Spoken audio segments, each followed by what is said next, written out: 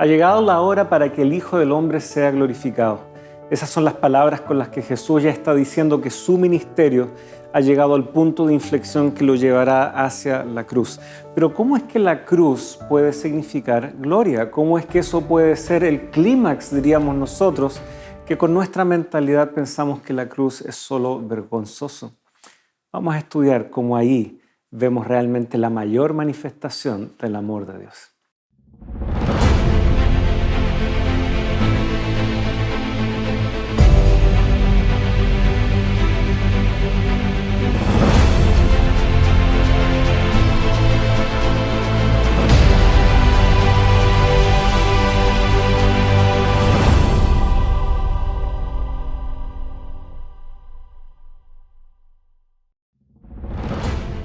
Entonces Pilato le dijo: «Luego, ¿tú eres rey?». Respondió Jesús: «Tú lo has dicho, yo soy rey. Yo para esto he nacido, para esto he venido al mundo, para dar testimonio de la verdad. Todo el que es de la verdad oye mi voz». Juan, capítulo 18, versículo 37. Queridos amigos, qué gusto estar junto a ustedes una vez más en un nuevo capítulo de Lecciones de la Biblia. Estamos ya en la lección número 12, nos queda esta y una más, así que estamos dispuestos sin duda a seguir profundizando en lo que serán ahora las últimas escenas del ministerio de Jesús tal como lo registra Juan. Saludamos también a Pastor Ramón Pérez, muchas gracias por acompañarnos un capítulo más aquí en Lecciones de la Biblia. Muchas gracias, un privilegio nuevamente, Pablo. Estamos también entonces, queridos amigos, con esa invitación abierta a ustedes, a gratitud también por la compañía de ustedes en todos estos capítulos. Nos queda todavía uno más y ya un fascinante tema, algo de eso adelantábamos en un capítulo anterior. Así que no deje de sintonizar y aguardar semana a semana su programa Lecciones de la Biblia. Vamos a orar para contar también y rogar la bendición y la compañía del Señor. Padre amante que estás en el cielo, muchas gracias por el privilegio de abrir tu palabra una vez más. Gracias por tu fiel compañía también semana a semana. Puedas tú ahora hablarnos y hacerte presente en estas conversaciones, en estos diálogos, que no solo aquí en el estudio, sino en los diferentes lugares en donde tu palabra está llegando, en donde estos comentarios puedan llegar, se pueda ver el fruto también de tu Espíritu, trayendo claridad y convicción a nuestro entendimiento, pero también llevándonos a la acción, en donde nosotros podamos acercarnos también más a ti. Lo rogamos y ya lo agradecemos en el nombre de Jesús. Amén. Muy bien, la hora de la gloria. Si uno piensa, ¿no?, en qué sería lo que típicamente pensaríamos en algo glorioso ahora, no creo que alguien se imagine la cruz. Uno se imagina un desenlace feliz, uno se imagina algún tipo de recompensa final obtenida, incluso tal vez después de cierto esfuerzo y todo, pero no es el dolor, no es la angustia, no es un momento de, escenas trágicas y dolorosas. Pensar en la cruz nos evoca también eso de alguna manera. Y sin embargo Jesús comienza a introducir que estos momentos serán el momento en donde el Padre sería glorificado en el Hijo y el Hijo sería glorificado en el Padre. ¿Cómo entender este concepto de gloria? Algo tan distinto, ¿cierto? Como tú dices muy bien, a lo que uno puede pensar hoy. Hoy la gente lleva una cruz, mucho, ¿cierto?, en el pecho. La ponemos en las iglesias. Alguien decía alguna vez, si Cristo hubiese nacido en este tiempo y hubiese sido condenado, posiblemente la gente iría con una réplica de una silla eléctrica colgando del pecho, ¿cierto?, para poder entenderlo y ponerlo en un lenguaje contemporáneo. Así de crudo, porque sería quizás impensable que alguien estuviese llevando o portando un objeto como ese. Así era visto, podía haber sido visto en la época, ¿cierto?, la cruz, porque efectivamente era una cuestión última, es decir, no solo era la muerte, sino que era la peor de las muertes. Constituía una forma de denigrar completamente a la persona. De paso, hoy día, por ejemplo, que no existen esas estrategias, aunque sí existe a través de la violencia, la delincuencia y otras cosas, lamentablemente, en el mundo, las guerras, por ejemplo, pero mucho se da a propósito del lenguaje, que también rebaja, humilla a las personas, ¿cierto? Y bueno, en el caso de Cristo, en estas escenas finales, nosotros vemos la suma de todo eso, o sea, vemos el dolor en el corazón de Él, vemos por otra parte también lo que es la aflicción de su alma por lo que está en juego, pero también el dolor corporal que va a experimentar, la fatiga, ¿cierto?, a la que será sometido, todo este esfuerzo de tipo mental, de tipo psicológico, de tipo físico, de tipo espiritual, es algo absolutamente impensable, difícil de imaginar para nosotros. Y hay que recordar solamente el flujo del Evangelio, donde en 10 capítulos se resumen 3 años y medio aproximadamente de ministerio, y luego del capítulo 11 al 20 tenemos prácticamente 1 o 2 semanas. O sea, el grueso del Evangelio, ¿cierto?, está dedicado a tratar justamente esta parte final de la vida de Cristo. Y es una parte final que nuevamente está bajo este criterio de gloria. Ya en el capítulo 12, ¿no es cierto?, Jesús recibe el ungimiento en sus pies de parte de María. Él ya anticipa de que ella está preparándolo, ¿no es cierto?, para su sepultura. Él está recibiendo esa honra de parte de ella. ¿Cuánto entendía ella respecto a esas escenas finales? No lo sabemos, pero al menos estaba cumpliendo con la hospitalidad que no se le había brindado a Jesús en aquella casa. Luego de su entrada triunfal, también allí en el capítulo 12, versículo 12 en adelante, tenemos aquí el detalle de que hay unos griegos que habían subido a adorar a la fiesta y ellos fueron a Felipe, versículo 20, y le rogaban: Señor, queremos ver a Jesús. Felipe fue, se lo dijo a Andrés, Andrés y Felipe fueron, se lo dijeron a Jesús. Y noten la respuesta de Jesús. La respuesta no es: oh, qué interesante, voy a ir a predicar también allá. Presumiblemente son judíos de la diáspora, se les llama griegos. Este fenómeno también ocurre en el libro de los Hechos. Por eso andaban adorando en la fiesta. O bien podríamos también explorar la posibilidad de que hayan sido prosélitos. Es más probable que hayan sido judíos de la diáspora, que también querían conocer a Jesús, les había llegado noticias de esto. Pero la respuesta de Jesús no es: ok, tengo un nuevo campo misionero. No. Ha llegado la hora para que el Hijo del Hombre sea glorificado. Es como un cambio de tema rotundo. Y no es que Jesús no esté interesado en que más gente, más allá de Judea, esté interesado en conocerlo. No. Pero ya la hora de su muerte, en ese designio de Dios divino, la Trinidad, esa hora ya ha llegado.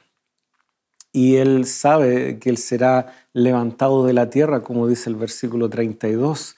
Pero yo, si soy levantado de la tierra, atraeré a todos a mí mismo. O sea, ya no solo a estos griegos que lo buscan, y no solo la gente que ya se había visto expuesto a su ministerio ahí en Judea y Galilea. No, ahora la cruz es necesaria para de esa manera llegar a todos y que todos sean atraídos a Él. Y por lo tanto, de alguna forma comenzamos a entender cómo es que el Padre sería glorificado, el Hijo también, por esa obra de alcance no solo mundial, sino también los ojos de todos en el universo, de los ángeles también en el cielo, respecto a cómo se habría de resolver este problema de la humanidad.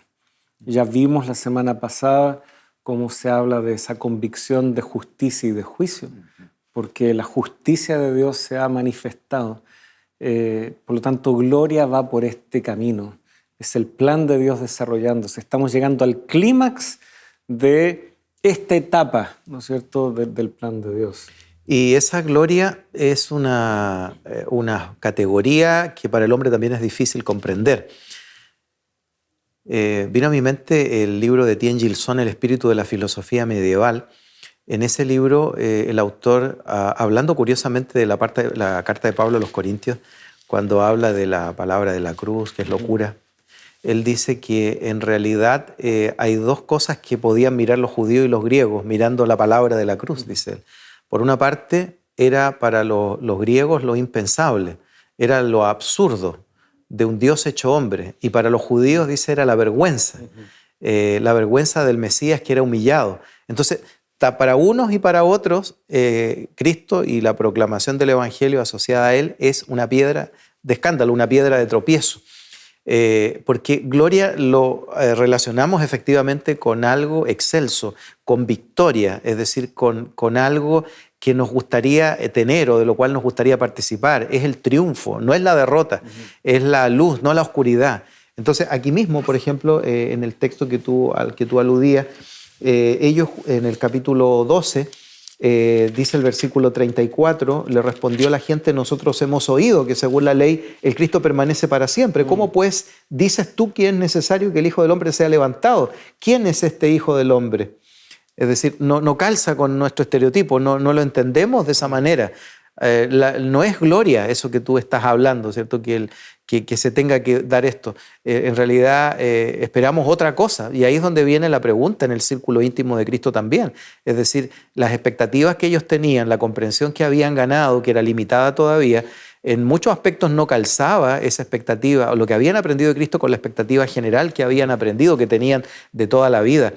Entonces, aquí se abre luego lo que también uno podría decir respecto a Pilato, en otro sentido, porque Pilato no es parte del pueblo de Dios, pero que también tiene que ver con una búsqueda y con un punto de encuentro, o en el caso de él, encontrarse con la verdad. Así es. Y bueno, Pilato, Jesús le dice algo. ¿Dice esto por ti mismo o porque te lo han dicho los demás? Jesús sabe que Pilato no vive tampoco aislado de las realidades de la provincia por la cual él es responsable. Así que noticias, informaciones respecto a Jesús sin duda él tenía.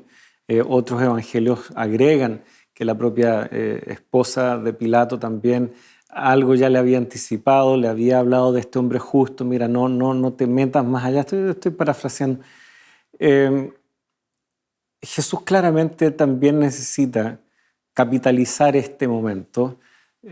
Sabemos que Jesús ya le había dicho a sus discípulos que ellos a su vez también serían llevados frente a magistrados, reyes, gente poderosa, y que ahí ellos también darían testimonio. Bueno, ahora Jesús está también dando testimonio a la verdad frente a Pilato. Y Pilato tiene que ser desafiado respecto a cómo él va a entender a este supuesto criminal que tiene al frente, que contra él se han levantado una serie de acusaciones, que curiosamente están dispersas en todo el libro. Juan presenta una intervención muy breve allí en el patio del sumo sacerdote, un muy breve interrogatorio. No nos presenta la escena de juicio en donde los judíos demandan muchas explicaciones o rasgan sus vestiduras. Juan obvia todo eso porque en realidad este concepto de y los judíos procuraban y los judíos le preguntaban y los judíos hacían, ahí está el juicio de los judíos en contra de Jesús disperso en todo el libro, en todo el Evangelio. Pero es ahora Pilato el que tiene que también tomar una decisión, y aquí ya se está cumpliendo un poco este hecho. La cruz elevará a Jesucristo a una posición en donde ahora todo el mundo tiene que hacerse cargo y tomar una decisión respecto a él, partiendo por Pilato, el representante de Roma allí, el representante del imperio que gobernaba el mundo conocido ahí en ese entorno. Todo el mundo será atraído finalmente a la necesidad de decidir respecto a Jesús. Y por lo tanto esta escena que se desarrolla entre los capítulos 18, 19 del Evangelio, sin duda que tiene mucho para decirnos a nosotros. Estamos más retirados del contexto de Judea, no somos judíos, somos gentiles en el sentido estricto tal vez de la palabra, pero no estamos exentos de cuál va a ser nuestra decisión respecto a Jesús.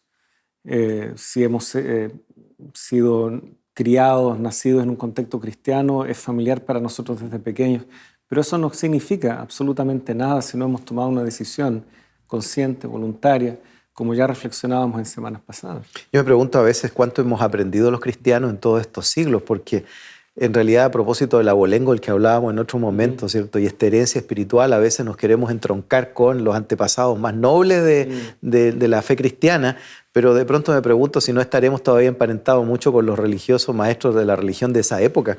El capítulo 18, versículo 28 dice, llevaron a Jesús de casa de Caifás al pretorio, era de mañana, y ellos no entraron en el pretorio para no contaminarse y así poder comer la Pascua. Muy meticulosos en eso, pero vamos matando a un inocente. Y al cordero prefigurado en la Pascua. Eso es lo terrible, lo horrible, digamos, de la situación. Es decir, nos podemos aferrar tanto a las formas de la religión que olvidemos la sustancia de la misma. Todo lo que estaba anticipado en el Antiguo Testamento se dirá luego que figura y sombra de las cosas venideras y por lo tanto prefiguraban a Cristo y su ministerio.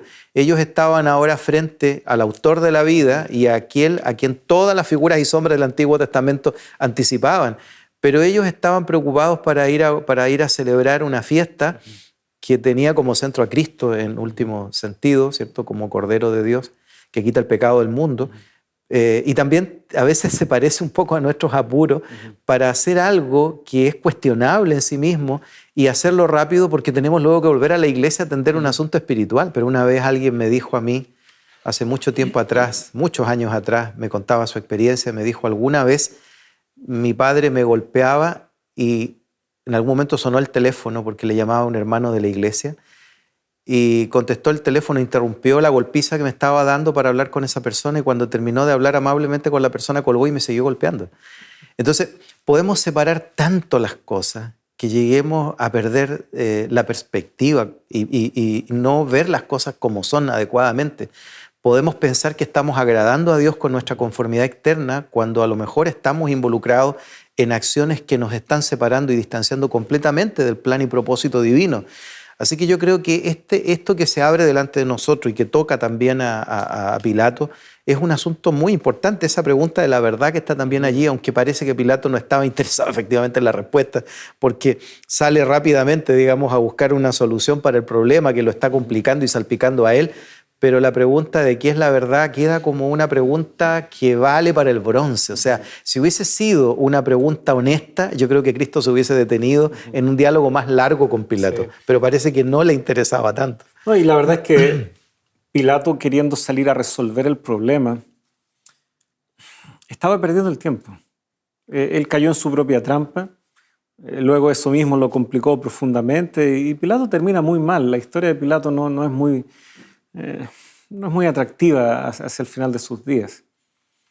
Si él se hubiese quedado a escuchar la respuesta de Jesús, probablemente habría entendido que independiente de lo que pasara, si él lograba o no convencer a la multitud, si él lograba entender bien quién era Jesús, si lograba entender la verdad en Jesús debido a esa íntima relación entre Jesucristo y el Padre, si él hubiese llegado a entender de que ahí, más que una turba homicida y todo lo demás, por sobre todo de aquello, hay una voluntad eterna de Dios resolviendo el problema del pecado. Si él hubiese entendido aquello, esa desesperación por salir a resolver aparentemente bajo sus medios o poder lo de la multitud, etc., él habría podido estar en paz con eso. Habría podido entender de que él no está siendo títere de circunstancias, de que no hay una lectura política como se le está dando y con eso realmente es que lo presionan a él. Si tú no nos haces caso en esto, no eres amigo del César. Si él hubiese entendido quién era Cristo y el plan de Dios que se estaba desarrollando justamente en la persona de Jesucristo, él habría entendido que habían cosas que escapaban su poder, que él podía entregárselas, ¿no es cierto?, a Jesús, a su Padre, y que la historia tuviera que seguir su curso conforme los designios eternos de Dios lo establecían. Y él tomar partido por lo que era correcto. Habría sido otro el desenlace, creo yo. Ir más allá me parece especular y lo que también no podemos hacer es ir más allá porque se nos acabó el tiempo para este bloque. Así que vamos a hacer una pequeña pausa, queridos amigos, y ya estamos junto a ustedes revisando todavía. Hay elementos aquí, sin duda, todavía con Pilato. Ya vamos a regresar junto a ustedes.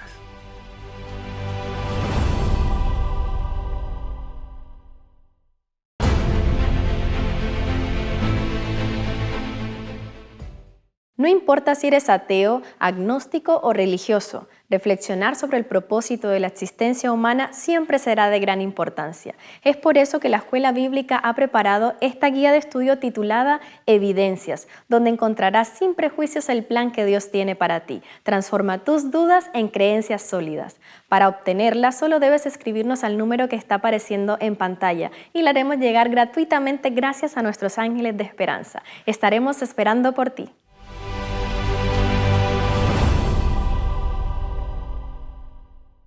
Queridos amigos, muchas gracias por permanecer junto a nosotros. Estábamos muy animosamente hablando ahí sobre Pilato y bueno, dándonos cuenta que también hay mucho que podría haber sido distinto y hay mucho que también tenemos que aprender de la experiencia de Pilato. Cuando Jesús le pregunta, ¿lo dices de ti mismo o porque otros te han dicho de mí? Se abre una puerta ahí para la responsabilidad que también tenían los líderes religiosos. ¿Qué falló ahí? ¿Por qué Pilato no estaba mejor preparado para esta entrevista? Bueno, había una responsabilidad que ciertamente Pilato tenía y de hecho él tendrá que responder por sus actos, pero había un deber abandonado por parte de los dirigentes religiosos que estaban mal representando a Dios y mal comprendiendo la enseñanza del Antiguo Testamento. Así que hay una responsabilidad enorme y a mí me duele porque cuando leíamos antes el capítulo 18, versículo 28, esto de que no querían entrar para no contaminarse porque tenían que celebrar la Pascua, pienso en todas esas personas y de pronto que me toca a mí, digamos, por la formación y la especialidad, ver, revisar y también muchas veces investigar o enseñar, que tiene que ver con la crítica de la religión. Cuando uno piensa, por ejemplo, en la crítica de Freud, que hemos aludido en algún otro programa, que ve a la religión como una neurosis obsesiva, o Marx, por ejemplo, que ve a la religión como opio del pueblo, como una droga, uno se pregunta hasta qué punto haya existido también en ellos una mala representación de la verdad del Evangelio por parte de otros actores. Muchos invocan justamente la acción de la iglesia, de la cristiandad, de personas que dicen ser representantes o embajadores de Cristo como una razón para no creer. Es decir, miren, pero si la gente que cree en Dios, miren lo que ha hecho.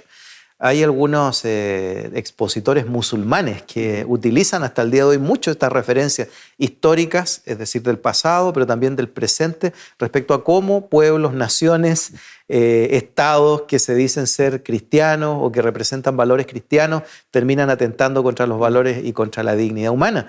Entonces, esto me hace recordar también el texto donde Pablo dice que lamentablemente, citando, ¿cierto?, el nombre de Dios es blasfemado entre los gentiles por causa de vosotros. Así que me parece que hay que subrayar ese elemento de responsabilidad porque hoy día también hay un nivel de responsabilidad importante para nosotros en nuestro testimonio cristiano. Queremos llegar con el Evangelio, queremos comunicar las buenas nuevas de salvación, queremos compartir, por ejemplo, los grandes cuadros proféticos, la verdad presente en el sentido de la verdad para este tiempo. Pero ¿hasta qué punto estamos en nuestra vida o con nuestra vida y acciones representando adecuadamente el carácter de Dios? Y pareciera que todo lo bonito que podría presentarse en ese ámbito queda anulado por un mal testimonio, un mal ejemplo. Y ahí está el equilibrio, ¿no? Reconocer ambas responsabilidades. Tenemos la responsabilidad de dar un testimonio coherente, que sea consecuente. Creo que Jesucristo tiene más testigos, más gente que está alcanzando a otros para el Evangelio que tal vez esa mala experiencia. Por lo tanto, también, y eso nos ayuda también a entender un poco a Pilato aquí también. Él tenía una experiencia con el pueblo judío suficiente como para hacerle algunas preguntas a Jesús. Así que tú eres el rey, explícame un poco qué significa. Jesús alcanza a responderle muy bien, mi reino no es de este mundo. Y pareciera que Pilato ya con eso va quedando un poco más tranquilo. Tanto así que fue justamente allí en donde los líderes religiosos lo presionan. Si tú no haces esto, y nosotros no tenemos otro rey sino César. Lo presionan políticamente porque al parecer ellos percibieron que en ese ámbito él ya había quedado tranquilo con Jesús, no había visto falta o problema allí. Por lo tanto, la verdad que Pilato dejó pasar era una verdad que yo creo que lo podía liberar justamente de esto que era su mayor preocupación. ¿Qué pensará el César si se genera una revuelta aquí? ¿Qué pasará si es que...? Y yo pienso y veo la historia de otras personas que, comillas, habían caído en desgracia por mala gestión aquí o allá. A lo mucho se los quitaba de su cargo, pero luego volvían a la vida privada, etc. Pero en esta espiral de estar tan preocupado, al final esto le pesó muy profundamente a Pilato. Y como ya dijimos, él termina su vida muy mal, pudiendo haberla terminado tranquilo, retirado a la vida privada, pero con la paz de saber de que había hecho lo correcto y que aún así cierto curso de acción él ya no lo podía impedir. Yo pienso en dos cosas en relación con Pilato. Una, por una parte, él tuvo una tremenda oportunidad. Estuvo frente a la vida, el camino, la verdad y la vida. Tuvo una oportunidad para sí mismo, para aceptar, para entender, para poder conocer mejor. Y por otro lado, el problema es que estaba muy bien preparado para la retórica y la política o la politiquería judía, pero no estaba preparado para encontrarse con Cristo. Yo creo que lo dejó totalmente fuera de lugar, de sitio. Se encontró con él, quizás esperaba encontrar a un Mesías loco, como tanto otro que se había autoproclamado ser el Mesías. Porque de eso no faltaban. De eso no faltaba, No ¿cierto? faltaban. La causa política, el movimiento popular en el sentido Barrabás de mismo. Barrabás mismo, las masas, la retórica esa belicista, y se encuentra con un pacifista que viene para otra cosa, para otro asunto, y esto lo descoloca, y efectivamente es como que de pronto pierde el foco y dice, bueno, no me está ayudando mucho esto, mejor intento hacer otra cosa, pero por salvar las apariencias, perdí una gigantesca oportunidad. Sí. Y aún así vemos que, bueno, Pilato busca ofrecerle alternativas a la multitud que está ahí. Él apela ahí a una costumbre. Es curioso, ha costado encontrar documentos, digamos, que respalden esto, pero no tendríamos por qué pensar que una costumbre en una provincia tenga que quedar refrendada tal vez en algún registro legal, imperial, romano. Eso no debería ser motivo de preocupación realmente. Y él les ofrece esta alternativa y todos a una prefieren a Barrabás. Llega este momento en donde él manda a flagelar entonces a Jesucristo, pensando que tal vez eso calmará a la multitud, sentirá él que la multitud con eso ya se dará por satisfecha. Pero aquí realmente vemos quién estaba detrás de todo este movimiento. Aquí realmente estaba el enemigo, estaba Satanás moviéndose en medio de la gente, incitando, ¿no es cierto?, desde los líderes hacia abajo. Y aquí se ve justamente manifiesto ese espíritu homicida que Jesucristo ya había denunciado respecto a ese padre, el diablo, que muchos tenían como padre sin querer reconocerlo. Finalmente, Pilato, y conocemos, él ya ve que sus intentos son infructuosos, versículo finalmente 6, hacia el final, ustedes pues lo toman y lo crucifican porque yo no encuentro ningún delito en él. El juicio pareciera que termina ahí, con Pilato ya entregándolo, lleno de temor. Sabemos, ¿no es cierto?, que el registro al final coloca también lavándose las manos, pero creo que aún así no termina. Todavía hay una última cosa que Pilato quiere decir respecto a Jesús, y lo encontramos allí ya en las escenas propias de la crucifixión, con la señal, un letrero que él decide colocar allí. Los judíos ahí aún alegan, las últimas palabras de Pilato en el Evangelio de Juan son esas: lo que es escrito es escrito. Pareciera que ahí se cierra bien este ciclo, ¿no?, de Jesús y Pilato. ¿Por qué lo hizo? Estaba tal vez él queriendo molestar a los judíos, estaba él tal vez haciendo una especie de reconocimiento. No podemos especular mucho, pero tal vez a la luz de la interacción que se da ahí, no podemos descartar de que él, en una forma de desquitarse tal vez por la presión que él sintió de parte de todo el populacho, los dirigentes, una forma de tal vez decir, bueno, yo tengo la última palabra, pero en realidad queda muy mal representado Pilato aquí. El problema cuando la religión, que debería ser por definición algo auténtico, espontáneo, se viste de un ropaje intentando pasar por otra cosa. Y lo peor es cuando un incrédulo se da cuenta y ve ese espectáculo o ese intento de actuación. Y entonces, quizás no pudiendo de manera directa, porque hay formas establecidas, normas que regulan las relaciones, y en este caso intentando evitar un conflicto mayor, cede en cierto punto, pero por otra parte termina en una gigantesca ironía. Claro, por una parte los dirigentes religiosos, el capítulo 19, responden al final del versículo 15, no tenemos más rey que César. Y con eso parecen sepultar sus aspiraciones nacionalistas, porque ellos estaban absolutamente en contra de una declaración como esta. Si hubiese sido formulada por una persona de la plebe, del pueblo, posiblemente lo hubiesen a él condenado. Y más todavía se habían celotes por ahí escuchando, que lo más probable que lo habían, porque ahí andaba Barrabás, les interesaba que uno de sus caudillos tal vez fuera librado. Exacto. Ahora escuchan esto de los dirigentes mismos. Y qué terrible, ¿cierto? Porque finalmente dicen, no, tenemos simplemente por rey a César. Y entonces luego esto lo convierte en una ironía mayor, Pilato efectivamente con lo que pone ahí en el letrero de la cruz. Y ya no hay manera de cambiarlo. O sea, es como si dijera, no, escrito está, así está y va a permanecer. Por lo tanto, tienen que aguantar. Yo me imagino la incomodidad también de que aparezca su Mesías, en lo que hablábamos antes, lo que decía Etienne Gilson, ¿cierto? En el espíritu de la filosofía medieval.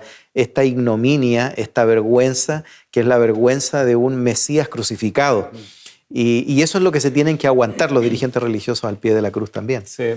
Lo importante también, versículo 11, cuando Jesús le dice, ninguna autoridad tendría sobre mí si no se te hubiera dado de arriba. Por eso el que me entregó a ti tiene mayor pecado, y no mayor pecado. Hay una responsabilidad de Pilato aquí igual, sin embargo está mal enfocado como él está tratando de resolver el problema.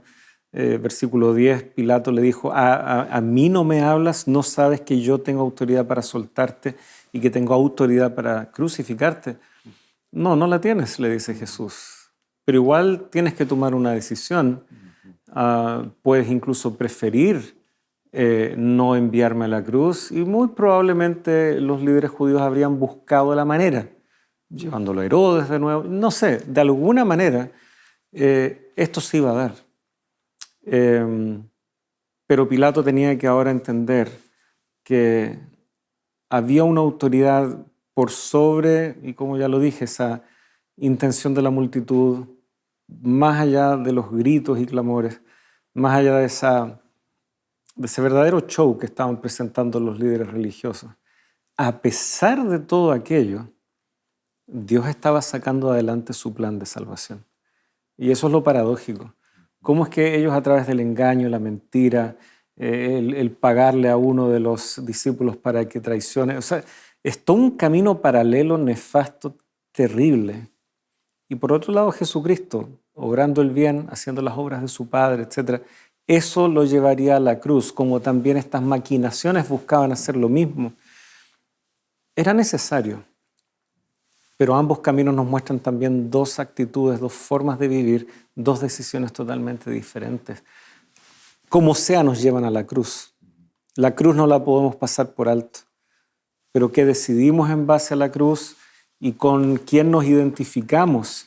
Nos identificamos no con Jesucristo a pesar de que fue crucificado, sino que nos identificamos con Él porque vemos que ese era el plan, que Él era el Mesías debido a que venía dispuesto a morir en la cruz por nosotros. Y por lo tanto, si hay vergüenza asociada a eso, si hay una desestabilización política o de intereses como le representaba a Pilato, bueno, muy pequeño precio a pagar para colocarnos del lado de lo que es el plan de Dios respecto a la cruz. Estaba pensando en el letrero, el capítulo 19, versículo 19, dice que se leía Jesús Nazareno, rey de los judíos, y ya Nazaret tenía mala fama, ¿cierto? Sí.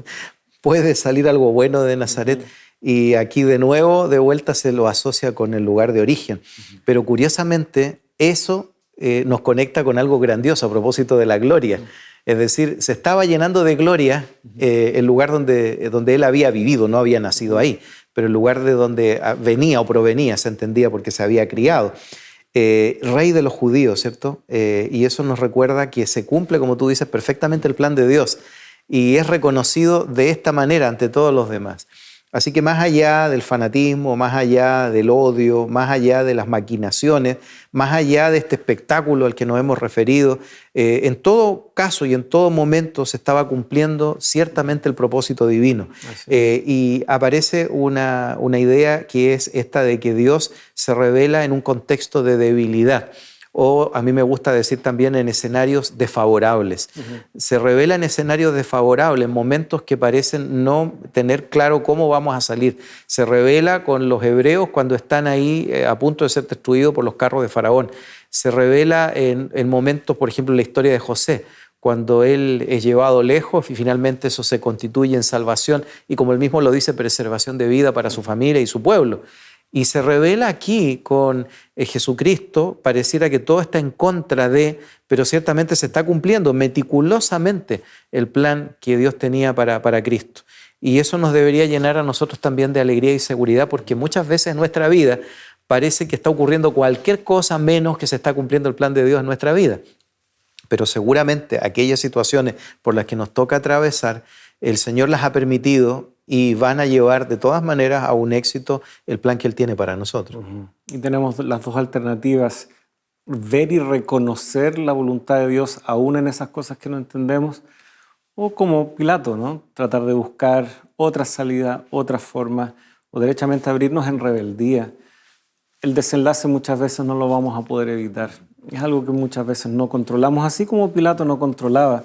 No tienes autoridad si no te fuera dada. Hay un límite para lo que podemos hacer. Pues bien, sin duda hay mucho que todavía se puede seguir extrayendo, pero es necesario avanzar. Vamos a ir a una pequeña pausa, queridos amigos. Ya tenemos la escena de la cruz y de la resurrección delante de nosotros.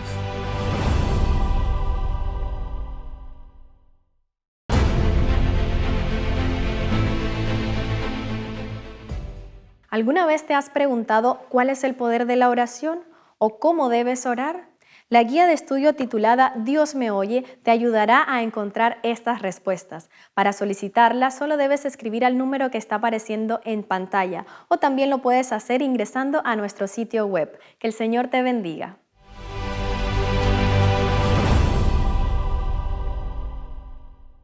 Queridos amigos, gracias por permanecer en la sintonía de Canal Nuevo Tiempo y su programa Lecciones de la Biblia. Hemos repasado, ¿no es cierto?, hasta acá escenas muy solemnes, sin duda muy controversiales, que nos invitan sin duda también a tomar decisiones valientes el día de hoy.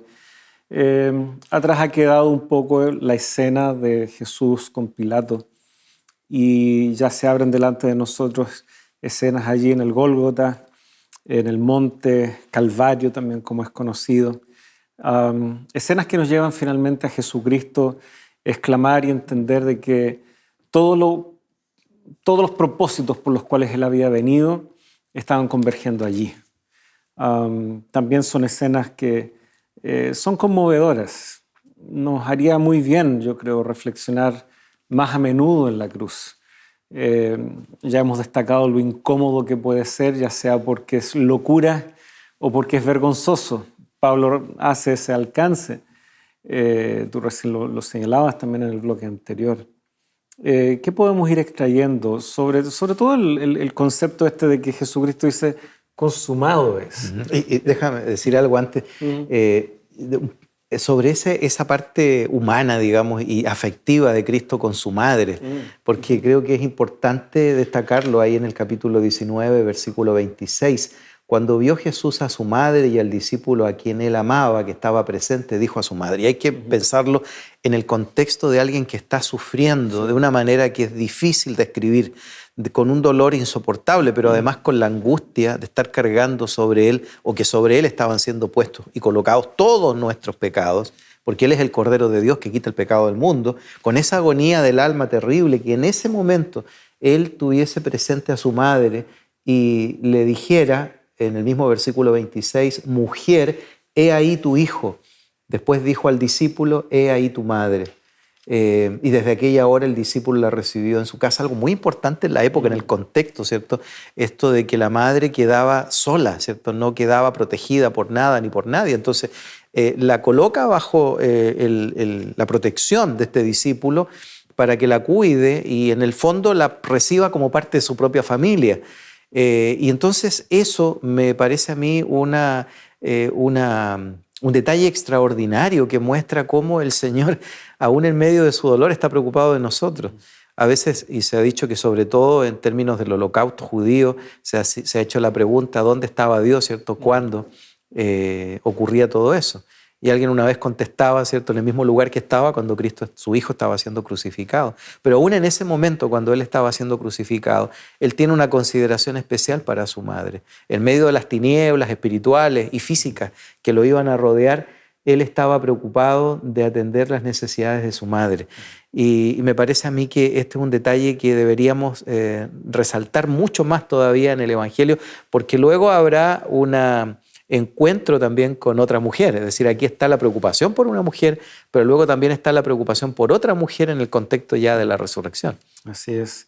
Pero llegamos también, ¿no es cierto?, que luego de estas escenas, y parece que esperó ya lo último, ¿no es cierto?, porque después de esa mención, mujer, ahí tu hijo, aquí tu madre, diciéndole al discípulo, verso 28, después de esto, sabiendo Jesús que todo ya se había consumado, para que se cumpliera la escritura, dijo, tengo sed.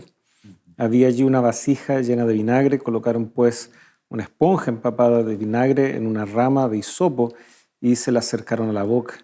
Entonces Jesús, cuando hubo tomado el vinagre, dijo, consumado es.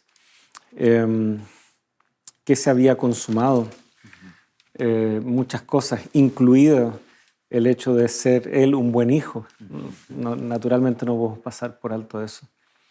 Pero él había venido con el objetivo de mostrarnos al Padre, de mostrarnos el amor del Padre, de ser el mejor exegeta del Padre, como ya se mencionó, y también queda todavía por mencionar. Todavía se recalca eso en las últimas lecciones de esta guía. El venir a dar vida, el venir también a traer juicio, no como una búsqueda intencional de andar buscando a quién voy a juzgar para que se condene, no, más bien resulta naturalmente de quienes finalmente han decidido rechazarlo. Y si también pensamos en el capítulo 13, que es el que abre, digamos, estas últimas escenas, ¿no es cierto? Vemos allí en el capítulo 1, antes de la fiesta de la Pascua, sabiendo Jesús que su hora había llegado para pasar de este mundo al Padre, habiendo amado a los suyos que estaban en el mundo, los amó hasta el fin. La cruz es la expresión máxima de ese amor con el cual Él había amado a sus discípulos, los había preparado, cuánta paciencia les había tenido, cómo les había presentado y anticipado las realidades del reino al sanar, al enseñar, al presentarles cómo es el carácter de Dios. Y faltaba entonces esto último, la cruz como el verdadero escenario en el cual el amor y la justicia de Dios se van a manifestar a un mundo sordo probablemente, un mundo indiferente, un mundo absorto en otros intereses como lo reflejan muy bien los líderes religiosos en ese momento, estar bien con Roma, mantener el statu quo, proteger la nación, mantener vivas ciertas esperanzas mesiánicas en una línea y hacer vista totalmente ciega a las evidencias de Jesús. Tantas cosas rondando y sin embargo ahí está la cruz. Ahí está la cruz y Jesucristo casi al exclamar consumado es, también está, creo yo, diciendo ha valido la pena. A veces nos llama la atención cuando hablamos de las misiones espaciales. A veces uno ve algún documental, por ejemplo, de los intentos del hombre de llegar lejos, Marte y otros lugares, o las sondas que son lanzadas. Y a uno le llama la atención los cálculos necesarios, los cálculos que son requeridos para llegar, porque es un momento determinado, en cierto periodo, no en cualquier año, hay que esperar toda la órbita, una serie de cálculos astronómicos muy complejos, hasta que finalmente una sonda espacial logra llegar a un punto muy lejano y uno se sorprende. Bueno, desde la eternidad estaba previsto llegar a un punto, que es ese que tú mencionas recién, que es la cruz. Y desde la eternidad se veía ese como el objetivo de toda la familia divina, llegar para terminar en ese momento de consumar o de terminar completamente el plan de salvación. Y ese objetivo fue cabal y completamente cumplido. En el libro de San Juan, el capítulo 1, versículo 29, que leíamos al comienzo de estas lecciones, dice al día siguiente al siguiente día vio Juan a Jesús que venía a él y dijo: este es el Cordero de Dios que quita el pecado del mundo.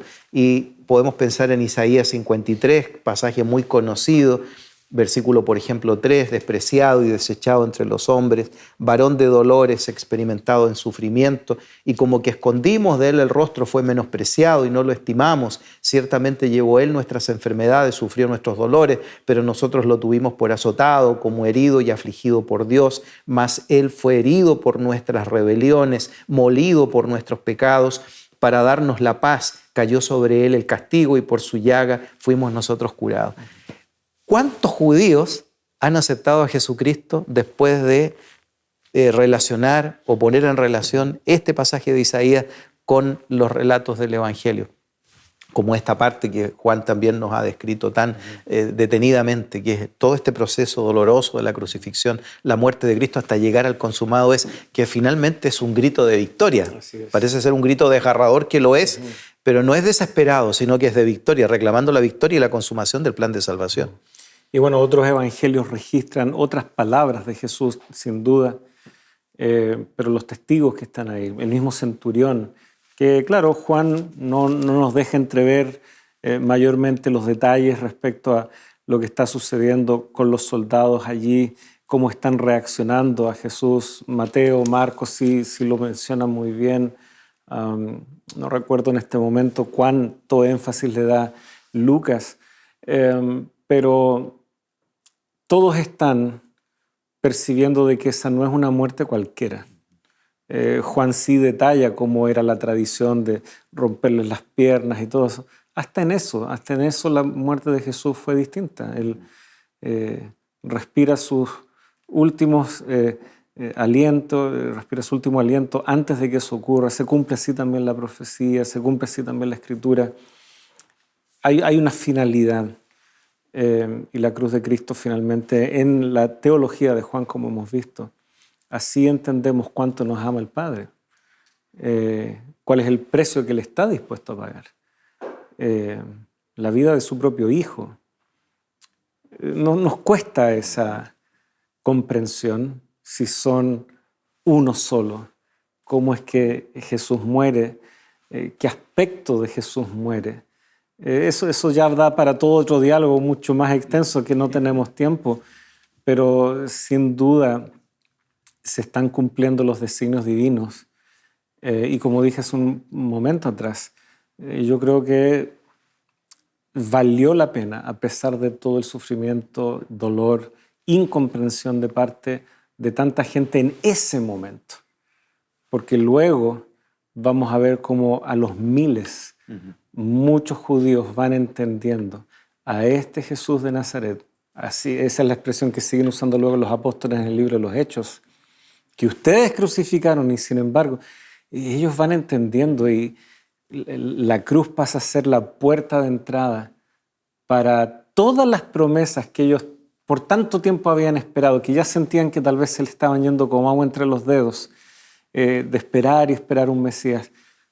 Se les abren los ojos y valió la pena, y vaya que valió la pena. Entre esa cruz del día viernes y la tumba vacía del día domingo está ese paréntesis bendito del sábado y en medio de todo este tema triste que implicó la muerte de Cristo, recordé mientras preparaba estos apuntes para la lección de hoy una cita del libro Deseado de toda la gente y que quise rescatar y también poner aquí en consideración, la página 714.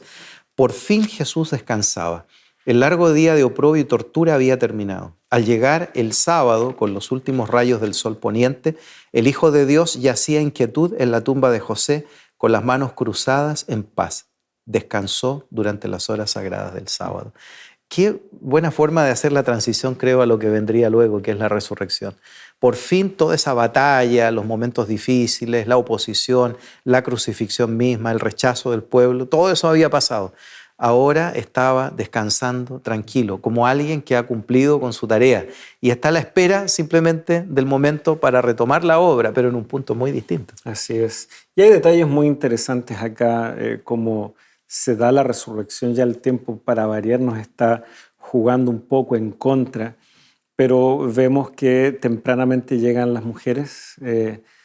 El momento de la crucifixión, su muerte, fue ya muy a vísperas ya del sábado, así que por lo visto los preparativos para su sepultura no fueron cumplidos en cabalidad. Ella traía estas especies aromáticas y ahí se encuentran con la tumba abierta.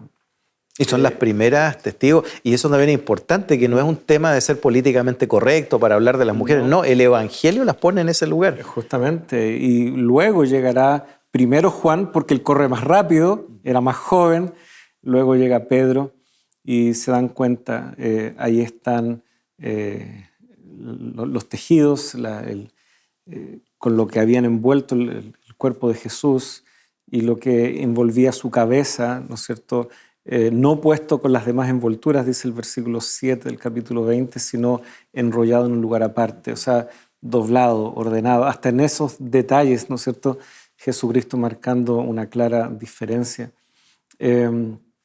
Tenemos entonces aquí luego la entrevista breve, ¿no es cierto?, entre Jesús y María Magdalena.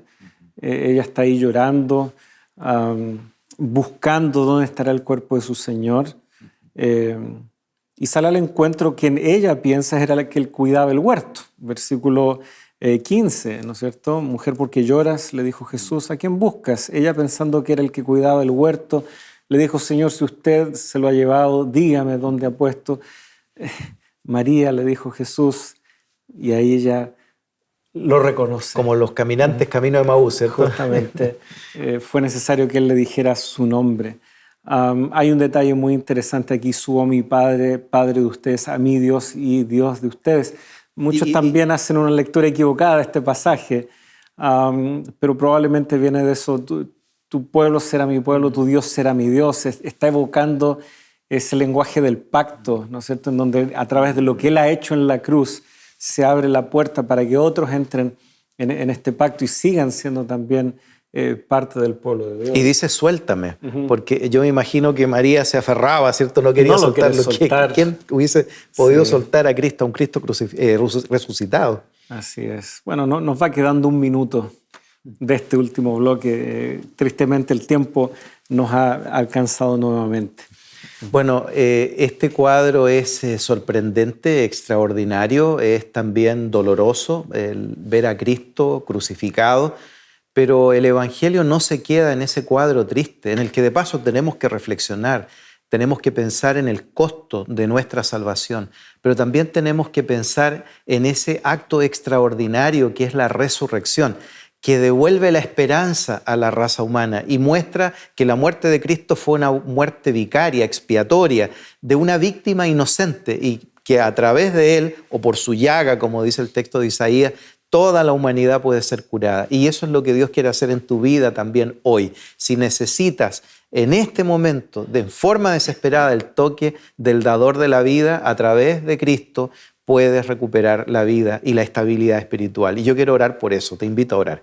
Querido Padre, gracias por las bendiciones de este día. Gracias por acompañarnos en la caminata de fe de este momento. A cada uno de los que están viendo este programa, que tienen necesidades, que están lejos de ti o que se han alejado, que la imagen del Cristo muerto en la cruz, crucificado, pero también resucitado, pueda volver a aparecer con fuerza delante de ellos, invitándoles, Señor, a empezar una caminata de fe o retomar una caminata de fe para los que estaban cerca y ahora están lejos. Bendícenos a todos y únenos en la bendita esperanza de tu pronta venida. Lo pedimos en el nombre de Jesús. Amén. Amén. Muchas gracias, Pastor Ramón. Gracias, queridos amigos, también por acompañarnos. Y dejamos la invitación abierta para lo que será el último capítulo, el último episodio de esta temporada estudiando el Evangelio de Juan.